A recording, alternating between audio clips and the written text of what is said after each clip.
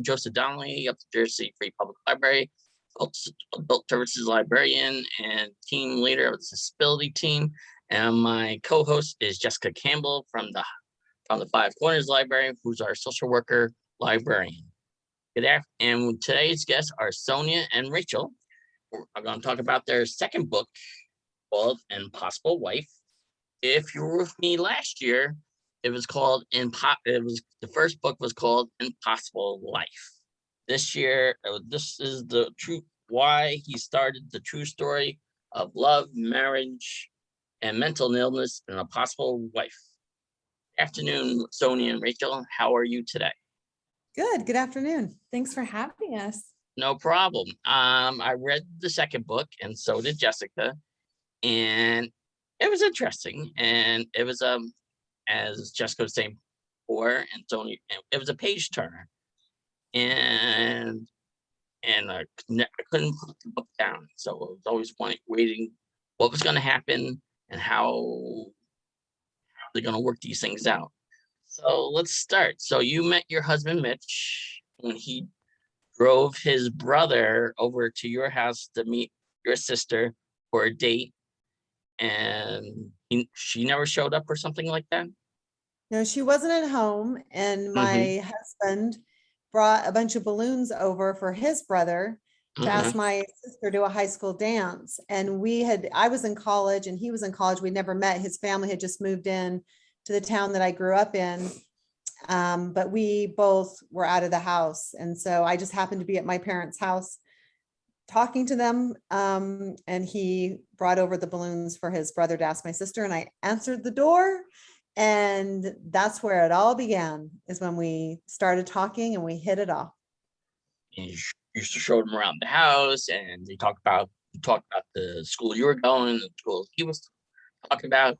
Yeah, first he wanted to be a historian. Is that what he wanted to be? He wanted to be a history professor, yes. History professor. And then, so like after a couple of weeks went by, he switched to your school, and he ran into your brother a couple of times, and your brother said, maybe you should ask her out. So he asked you out. What happened after that? We started dating, and we fell in love, passionately in love, very, very quickly. And we decided we want to get married. And so we got married and started on our life unaware that I had a mental illness. And so it wasn't, in the beginning, our dating courtship was so fun and beautiful and wonderful. And then we got married, and our first year of marriage was very good, but I slowly started getting sicker and sicker, and we didn't know what was wrong and what was going on. And so this book describes what it's like for someone to be married to someone with a mental illness like me, and not knowing what's wrong with your wife, but seeing her get sicker and sicker and sicker, and taking her to doctors, trying to get her help. And it just keeps getting worse and worse and worse. And the book is quite an emotional roller coaster. And apparently a few family members on your side of the family had suffered from mental illness, like your father did. Yeah, it wasn't talked about. He was diagnosed late, right? Yeah, he wasn't diagnosed until he was 60, and he did die from suicide. Not a lot was talked about mental illness back then. And so it just wasn't as known. I just thought my dad was eccentric. I thought he was just different, unique, and I didn't realize there was a mental illness going on, and neither did my family. And it wasn't until later that he got diagnosed at 60, but we were unable to save his life, and he died from suicide. Well, there was three things that was going on. A lot of doctors thought, since you had children, maybe it was postpartum depression, and it was like one after another, and that was it was bad for you, correct? Yes. Pregnancy and having children's only made my illness bigger, made it harder. But as I was going in and I'm depressed, and my husband's like, we got to get you help, and to the doctors. And they thought I had postpartum depression, or I had depression, and kept putting me on depression medicines, which now they tell you don't put bipolar people on depression medicines. Most doctors say don't do that because it can cause us to go into mania. I'm bipolar. So that can trigger manic episodes. So yeah, and then we moved around a lot. So every time we moved around, we were starting at ground zero with a new doctor and figuring out what is going on. This is a new patient. And so that probably didn't give us any favors either, how much we moved around and, always establishing with new doctors. And there's another thing that set off your mania was the compulsive buying. Yeah, I spent, yeah. Credit card bills up and up. Yeah, I played the stock market like it was blackjack. We lost $80,000 in the stock market. I spent over $150,000 on credit cards. And I wish I could tell you I bought a house, I bought a car, I bought a washer, I bought a dryer, even patio furniture would have been great. But I didn't. I bought absolute crap. And you would think how, but literally $150,000 charged on the credit card of just spending spree, just mindless spending. And yeah, so those were, and when you're in a manic episode, you feel great. You think everything's going your way. If somebody would have said, Sonia, you're going to win the lottery, I would have been like, of course I'm going to win the lottery. Of course. So the manic episodes, you're in a high. It's like a euphoria. And what was Mitch's reaction to all this that was going on? I mean, you were hiding some of these bills and until he found it later, and then he questioned you about it, and then you told him. And what was going through his mind through all this? Well, you can imagine I was a stay-at-home mom. I didn't have a job. He felt the burden of who's going to pay this back. I was sinking him financially. I mean, essentially, I was taking him down financially. Mm-hmm. Yeah, I wasn't just taking him down. I was taking the entire family down. And he had children to provide for. So yes, he was very, very concerned. And even to this day, like I haven't overspent in years. But that being said, I don't own a credit card. I haven't had a credit card for years. We had to put safety guards in for myself. I have a debit card. He puts some money on it every week, and that's what I operate with. I don't have a checkbook. I don't have credit cards. And so sometimes, yeah, it's a little bit like, but at the same time, I don't want to head back that direction. Very good. Sneak eating, you were doing that as well. Yes, I gained over 100 pounds. I weighed 258 pounds. I would hide food in our bedroom closet, and he would reach in sometimes and find donut dust on his hands. Mm-hmm. I would go to the grocery store and buy a dozen donuts and eat them while I'm shopping, and then set the dozen, the empty carton of the donuts on the cart, and he'd be look at me and I'd be like, there was a dozen. And he, yeah. So some strange eating going on. Definitely emotional eating. Mm-hmm. And then like he talked, and then the kids were concerned about all this too. I mean, with What do you think, right? Yeah, I think as kids, especially as the oldest, I was the oldest in our family, I felt like mom needs help. She clearly has a hard time taking care of herself, whether that's bathing, eating, finances, whatever, or even just emotional outbursts. She cried a lot. She had a lot of big emotions. So as kids, we felt like we have to be careful with mom. She can be fragile or she needs help. And so we didn't know what was wrong with her for a long time. She wasn't diagnosed bipolar until, I don't know, you were like in your 30s or something. Yeah, so I'm 51 and I got diagnosed around 36.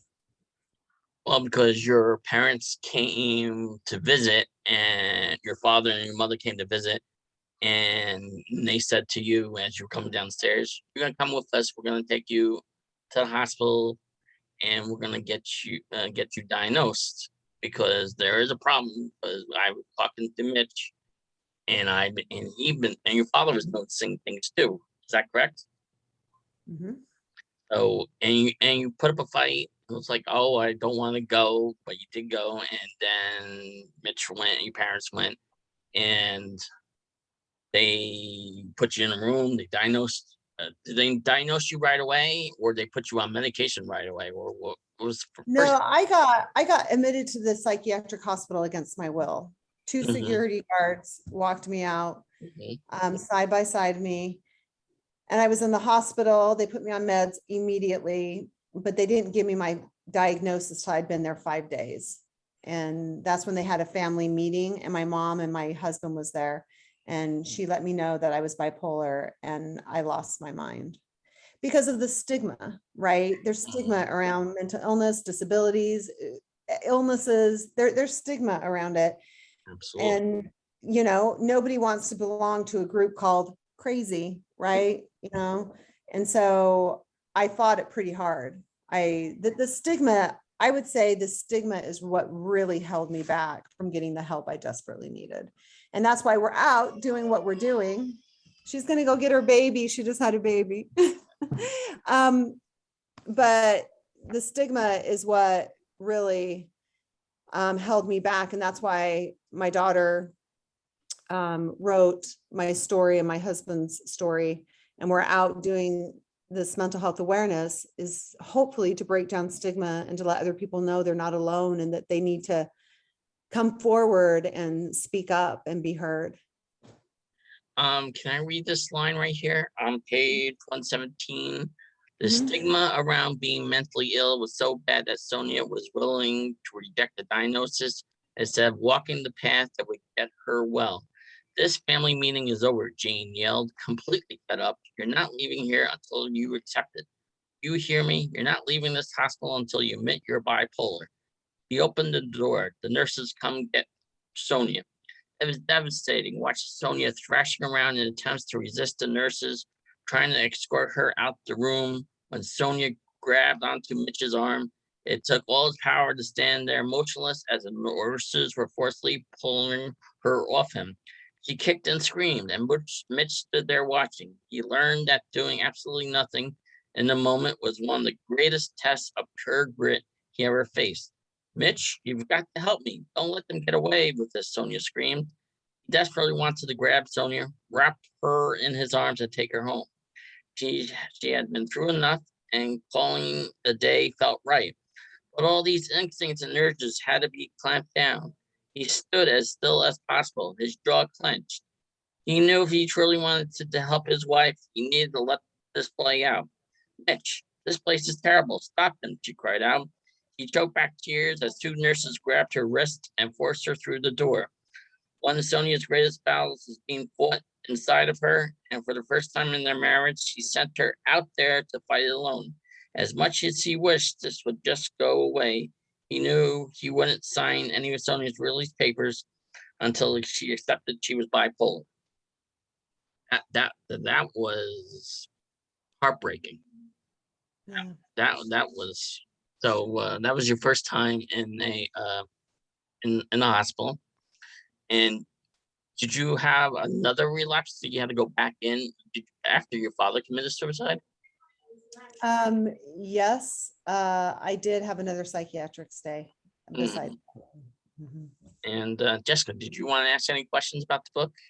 Yeah, so you know, you talked about not being diagnosed until later in life and you know, towards the second part of your life as an adult. And so when do you think you first noticed signs? Did you notice before that, or did you just think that, you know, maybe it was just a bad day or a bad week? Because I know that seems to be something that's happening less and less now, is that more people are being diagnosed earlier versus later because you know, of so much mental health awareness. Right. Did you notice before? What I would say is I have a clear memory when I was in high school. There was one time I just started crying like so hard for no reason, really, but feeling such deep, deep sadness. And I just cried and cried and cried and cried. And I remember my mom just hugging me saying, Sonia, what's wrong? What's wrong? And I didn't have words or explanation to even describe the big emotions going through me. And so I didn't really understand what was happening to me, but that's when I did start to show signs of having a mental illness, was probably around 16. And it just slowly got worse and worse, obviously, because it went untreated. And I attempted suicide myself. So yeah, I was on a downward cycle, but that's probably when I noticed it. And oh, go ahead, Joe. No, you continue. Okay. So I know in parts of the book, especially towards the end there, Mitch really wasn't sure if he wanted to stay, and he was contemplating divorce.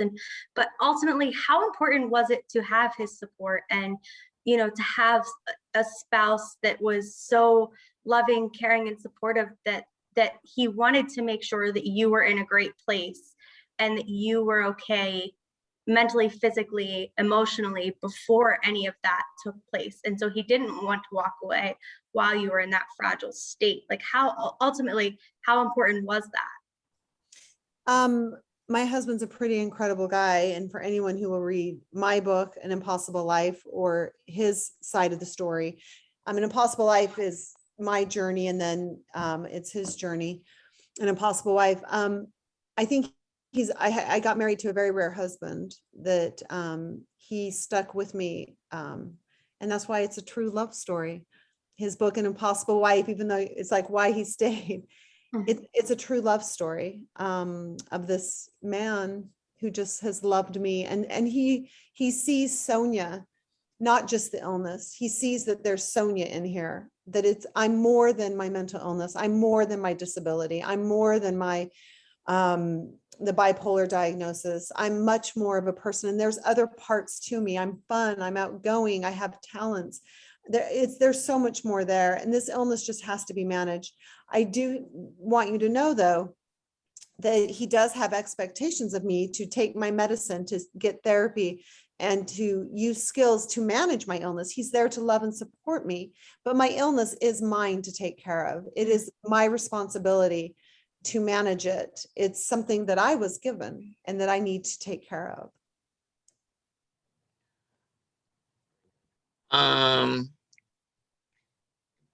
The biggest challenge when Rachel and your oldest son were out in the world, like they're going to college, and you had Lincoln at home, and Lincoln wanted to be he wanted to be a skier or a swimmer? Tennis player. A tennis player. And you set a schedule for him, what to do, for his tennis lessons, and you were wholly involved in his life, and you set a schedule, but that started to get out of control. And then you and Lincoln were always fighting, and then he ran away, and that set a downfall in between you and your husband and Lincoln. And one night you committed suicide, in which Lincoln, which was true, right? Yeah. So I became obsessed with my son's schedule. Became my obsession, and I tried to control him far too much, and it got to be a big point of contention with my husband, my son, and I. And he did run away, and he did come home. That was very scary. But I couldn't stop. You would even think then that most parents would be like, I need to be self-reflective here. And I felt such guilt and shame because I knew it was my fault, but I didn't know how to stop. So I kept being controlling, obsessive, and we got in a huge fight. And I had been threatening I was going to take my life for years. I wanted to take my life. I wanted to die. And I did go lock myself in the bathroom and took over 200 pills in an attempt to take my life. But luckily, the doctors were able to save me. I was in ICU for a week, but they were able to save my life. And I'm grateful to those doctors. Yeah. They saw that my life was worth living when I didn't believe it was. those doctors believed my life was worth it when I clearly did not. How'd you feel when Mitch and Lincoln were talking about Lincoln was going to go back to Utah and live with relatives and finish his school year, and Mitch was going to find a place to live? How did you, I mean, first you had to get better after being in the hospital and then come home and figure out a way. I mean, I'm sure there was a lot of decisions there. Well, I woke up in the ICU, and I could barely talk. I couldn't walk. Then the doctors let me know that, Lincoln was gonna finish high school, that I was in no condition to be a mother right then. And Mitch is the one that let me know that Lincoln was going to Utah to finish high school. My whole heart sunk. That was my identity. I was a mother. Now what was my purpose? My son was leaving at 16. I felt guilty. I felt ashamed. And then my husband let me know that we were going to separate, that he didn't know if our marriage was going to make it. And my whole life shattered in that moment. Being in that hospital bed, I didn't even believe in rock bottom anymore. I was like, there is no such thing as rock bottom. I've cratered out. So I had to literally pick myself up and fight for my marriage, fight for my family, fight for a relationship with my son, and to get myself well. And that's when I entered the year-long dialectical behavior therapy program, intensive program, and that changed my life. And what made him to decide? He was looking at apartments, and then he decided, what the light bulb went off. He decided, I gotta go back to her, love her. And so he ran back. So he went back to the house, and it's like I said, I can't leave you. I can. Tell me about that. Oh, I fought for that man, but he was fighting for me too. Mm-hmm. We were fighting for each other, right? This illness was in our marriage, and we didn't know how to be married with this illness. We just didn't know. And he saw how hard I was working. I went and got a job. I was doing my therapy. I was making improvements, and he saw that, and he loved me. And he decided that he would rather continue on this journey with me, and that he loved me. He loved me for me. That being said, I've worked very hard, and I have a beautiful life now. I have a beautiful marriage now. Our marriage was hell for 25 years. It was horrible. But the last 5 years have been wonderful. So it is possible. It's possible to have a really crappy marriage and crappy life and have it be manageable and worth living. I would have never thought it, but I can say I don't believe it. I'd be like, I know it because I've experienced it, that you can have a lot of really difficult things hit you, and you can get through it, and you can come out better and stronger. My husband, our marriage is so strong, and we are so bonded because we have gone to hell and back. And so I hope the message of our book isn't just to talk about mental health and awareness, but gets people talking about their own inner mental health struggles, and talking to people and realizing that they can strengthen you. They can give you something good. It's not all bad. It's not all bad. We always talk about mental health challenges as though it's this negative thing, that it's this bad thing. And it's a hard thing. Absolutely. But there's lots of lessons to be learned there. And there's lots of character traits that are beautiful that you can learn and become through it. Wonderful. Absolutely. And you I believe that Mitch mentioned in the book about the dialectical behavioral training, how you had tried many other therapies and treatments before and nothing seemed to work or click, but this one seemed to really show improvements and changes in your behavior that were very noticeable for him. And so what were some of the other therapies? Do you remember any of the other things? Oh yeah. I've tried them all. Talk therapy really didn't get me anywhere. And I don't want to put down any therapy because what works for one person might not work for another. But I will say dialectical behavior therapy, it gives you skills. It's not just like, oh, let's talk about this. Oh, I'm so sorry. And it's like, it really gives you skills of saying, okay, how do you handle big emotions? When you're having a panic attack, what do you do? When you're in anxiety, what do you do? When you're in emotional pain, when to use distress tolerance skills. How do you have interpersonal relationships with people when you have big emotions, using Dear Man? They give you skills, and my relationships with everyone, my children, my brothers and sisters have all improved 1,000 times because I have skills now, because my illness is still the same as it was 25 years ago. Right. It hasn't changed at all, but just my ability and capacity to handle it and the skill set that I've gotten from therapy. And not all the therapy I learned things from all the therapy, of course. Cognitive behavior therapy, I think, is great therapy. I learned many good things, but for me, I didn't really hit a turning point until I hit that intensive DBT program. That's when I really hit the road running. Very good. Now, are you guys going on book tour, or are you just doing virtual book tours now? Virtual. Okay. And is there another book coming out? Is there supposed to be a third book coming out? It's a series. So it will be Rachel's book, An Impossible Childhood. Okay. So just even though you read An Impossible Life, that's about my story, you read Mitch's An Impossible Wife and got his perspective, but it gave you lots more information about our family that you didn't read in An Impossible Life. In her book, An Impossible Childhood, you will learn things. It's how a bipolar mother shapes a child's life.